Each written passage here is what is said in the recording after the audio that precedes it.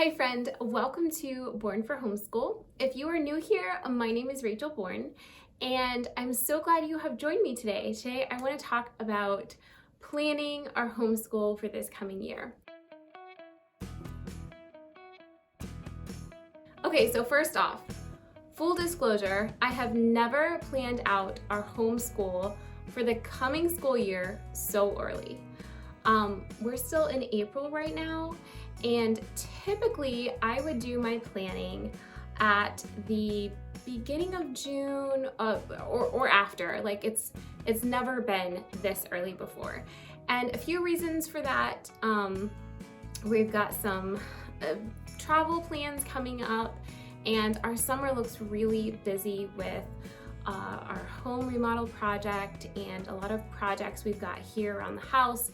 And so I think it would be really wise for me to start now to plan for our homeschool year coming up. And so if you're not ready to plan for the coming year, then it's okay. It's totally fine. You have plenty of time. You do not need to be dropping everything to start planning for the coming year. The second thing I wanted to say is that I hardly ever plan this early because we haven't finished our homeschool year for this current year that we're doing. And so I like to have a better idea of where we stand in some of our curriculum and just in a lot of learning and growth. And we still have a good 4 weeks left or more of school for this year. And so I feel like it's a little bit hard for me to figure out the starting point for our school year this coming year because we're not quite at the end point for this current year.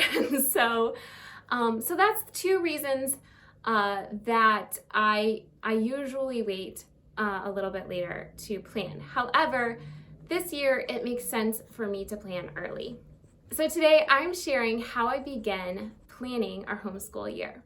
So grab your favorite cup of iced coffee or hot tea, whatever you want to drink, pull up a chair and let's chat about planning this next year. So when I'm looking at planning our homeschool year, I do two things. The first thing is I invest in myself, and the second thing I do is to analyze where we are in our homeschool or where we are in life, really.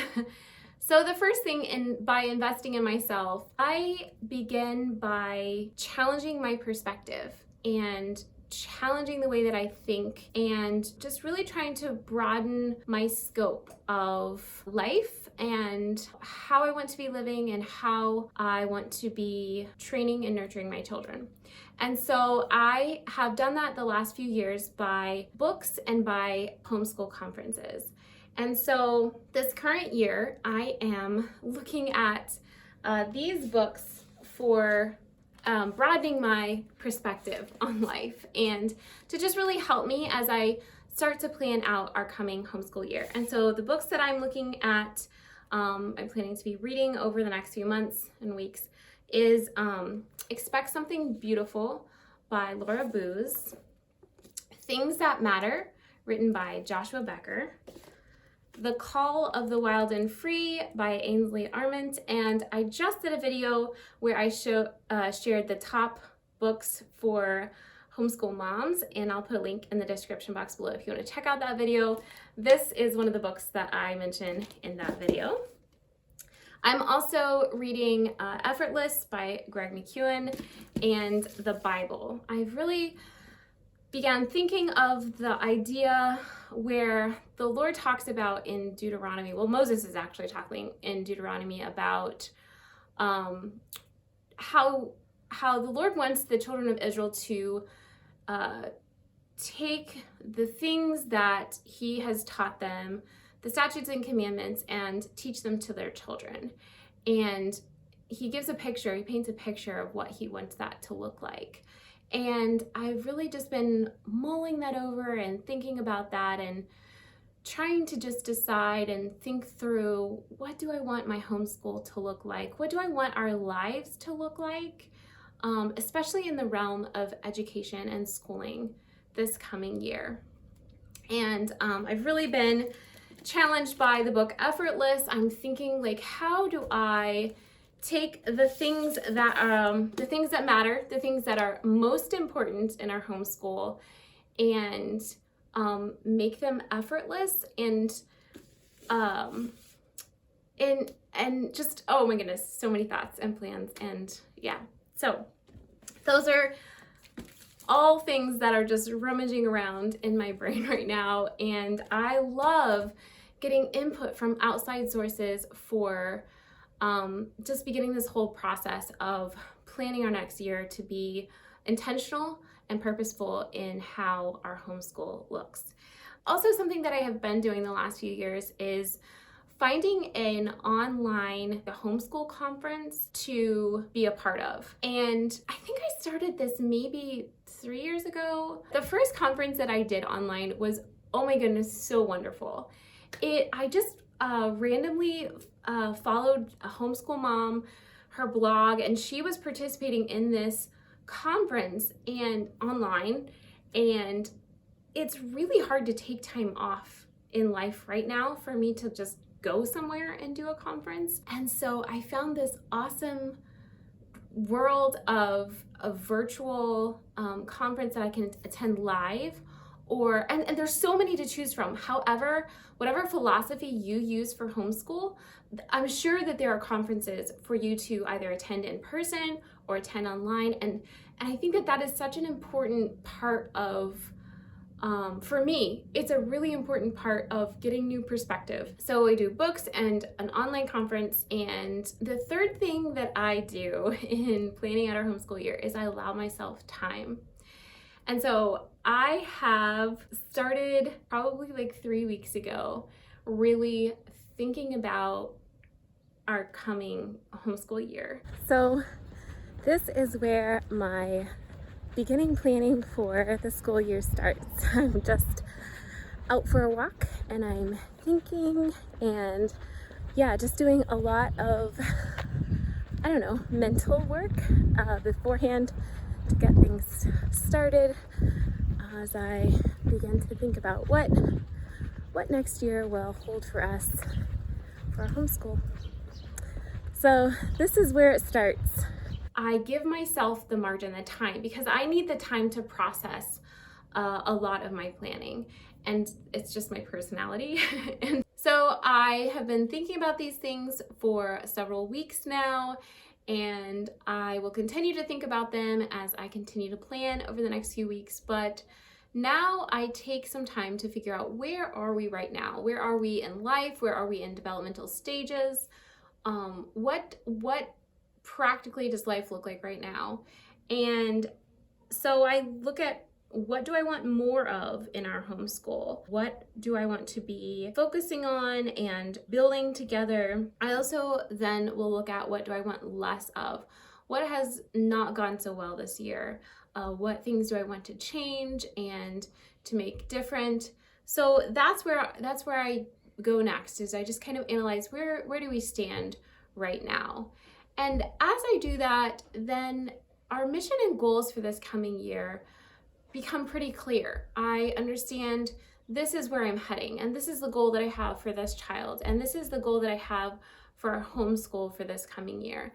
And so then I will just start writing out our goals for this year. And that's the beginning. I have made space for myself and to be growing and thinking and learning and changing as I need to.